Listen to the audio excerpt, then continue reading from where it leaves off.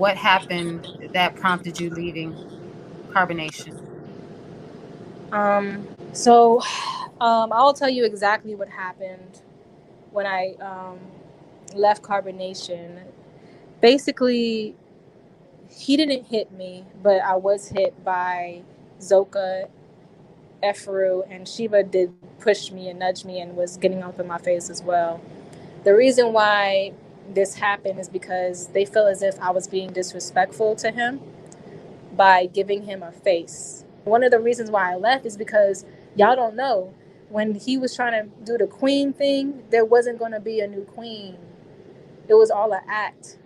At first it wasn't. I'm thinking that I actually have a chance to like prove that, okay, well, I can definitely, take the queen thing and really do something positive with the cult. But nah, he was like, it was never going to be that way. He said that it's going to be Queen Malia, queen. She's going to remain the queen after the court thing, and I'm going to be her servant, meaning I'm going to be her caddy. I do everything for her, and for a day or two I was that. I was her servant, and I'm going to be her servant, and I'm going to kiss her feet in front of the whole world, and then I'm going to claim the name Sophia, because people was calling me Nateri again and forgot that I was renamed Sophia. So that was the plan. And I wasn't really always okay with it, but I tried to be okay with it because I tried to think of the bigger picture about how he's saying he's about to adorn her, adorn Malia, and make her the queen and show how a black woman should be treated, and make her the face of Carbonation. And I'm just like, all right, well, I can sacrifice, me really feeling like I could do it for her to take the shine. But in my heart, I didn't really feel like that's what I wanted to do, because he said, and you're going to be in the background. And when he said that, it triggered me, because I'm like, I'm not made to be in the background, yo. I know that about myself. I'm not made to be behind nobody. That and I shine really, really, really, really, really bright. He wanted me to dress her up every day, with the fashion that I got, all the clothes that I brought. He wanted me to do everything for her. Anything that she wanted, I was supposed to do for her. And when I really thought about it, after seeing that they didn't really respect me or cared for me at all, they just said, "Oh, you just bought the fashion," without even recognizing that that's not all I did. You know what I'm saying? I realized that they don't love me like I really love them, and I want to go. And so after some time of just sitting there, and everybody got up and left, and they told me just to sit there, I felt really excluded at that point. Like they didn't forgive me for anything I did. So at this point, I'm more hurt than angry, because I ain't had time for it. So I pack up my stuff and I'm looking for an Uber at this point. And I'm sad at this point. I'm real sad, because I really thought they liked me, and they didn't. They was just faking the whole time. I'm like, nah, I want to leave now. And he's like, okay, well, you know, are you calling your Uber or whatever? I'm doing that right. I told them I'm doing that right now.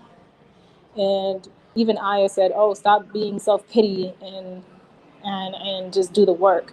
I'm like, nah, I don't want to be here no more. Like that shit is dead. It's done. I don't want to be here no more. Even though I truly in my heart I wanted to stay with the group and the family. I call my Uber. I call up a friend. Actually, I text a friend, and she said that I can stay at her um, place or whatever, art studio for the night. So I got the Uber, and I started to make my exit. And the girls are snatching a charger, my nigga, a charger out of my hand, saying, "Oh, is that your charger? Did you came with this charger?" I said, "No, I didn't come with this one, but I came with a charger, and I can't find it because people have been using it. I don't know where it is at." So they snatched the charger out my hand. I'm like, "Did Baba G tell you to do this?" So I was gonna go upstairs to go to Baba G. Queen Malia comes out and tells me to go back downstairs And I'm just like, Baba G would have never treated me like this. Y'all bitches just jealous.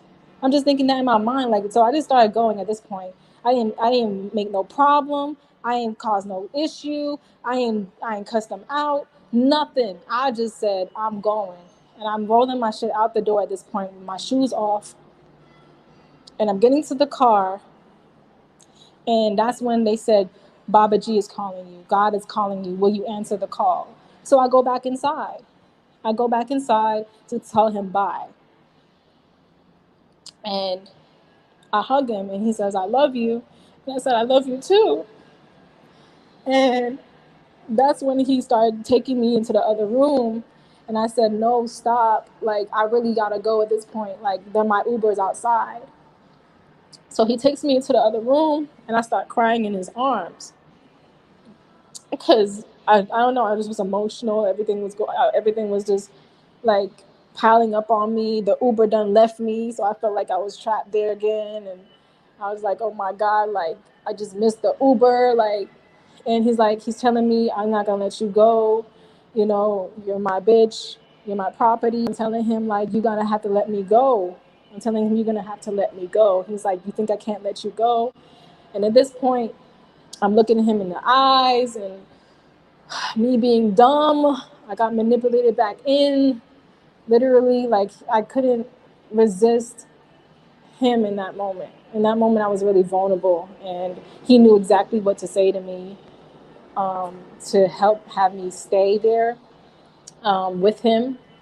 And yeah, we did make love in that moment.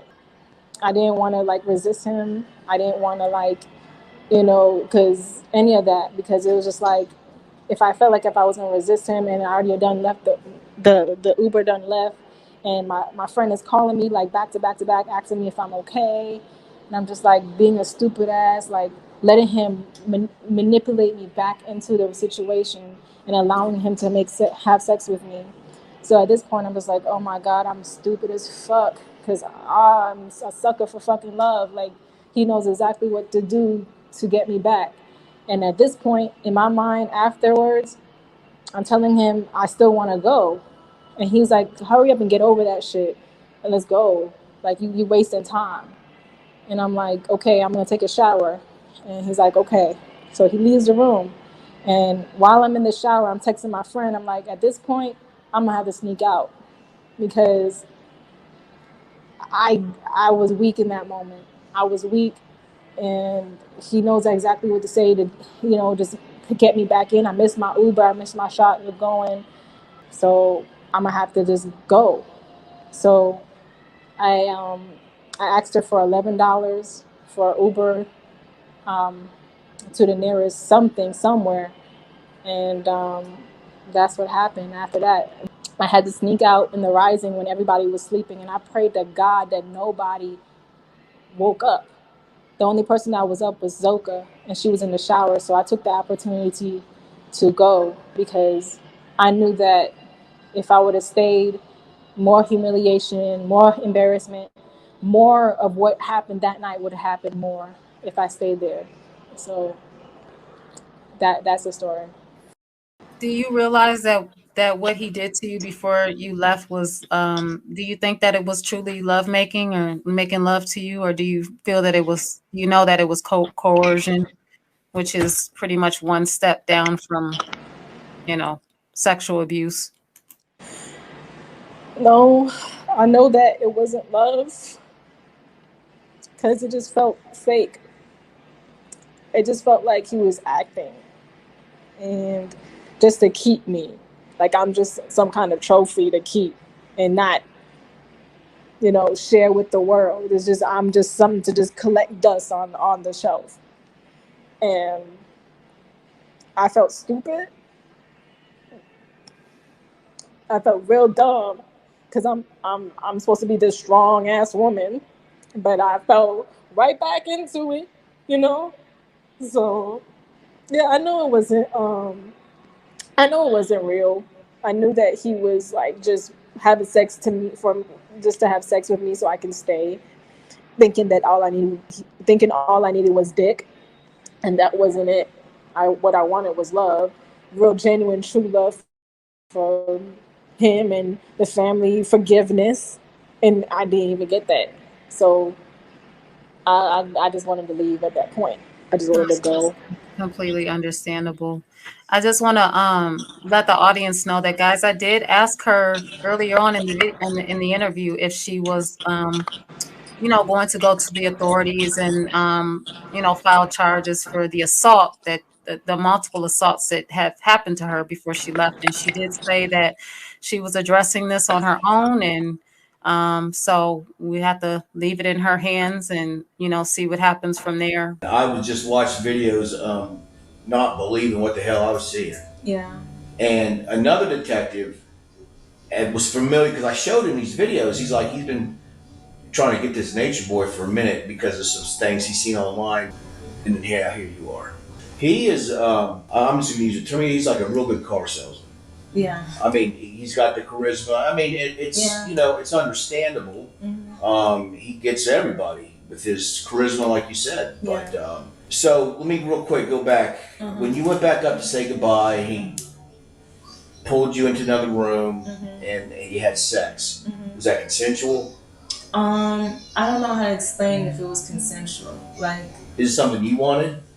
I just let it happen, if that makes sense. Did you tell him no at any point? Yeah. I told him like, no, I want to go, but he was just like, do you really want to go? And I start crying. So I don't really know how to explain that. At that point, I just let it happen because I don't know, giving him what he wants, if he leave me alone, and I can just figure out getting out. Based on what you were telling me, it was something that you weren't wanting, correct? Yeah, at the time, because I really wanted to go, and a part of me just gave it to him because I did, still care for him. In my mind, I'm calculating at this point. I'm like, okay, he has me in his arms. He's telling me, let's have sex. Da da da. Did you ever tell him at some point no? Yeah, I'm like, no, and he's like, do you really want to go? And I looked him in his eyes. And I understand what you're saying. Is at some point you just relented and it happened. Yeah. But did you acknowledge the fact that you didn't want to be there, you didn't want this? Yes, I did. And so that's what happened, and I just calculated how to move forward in the rising, getting out, sneaking out.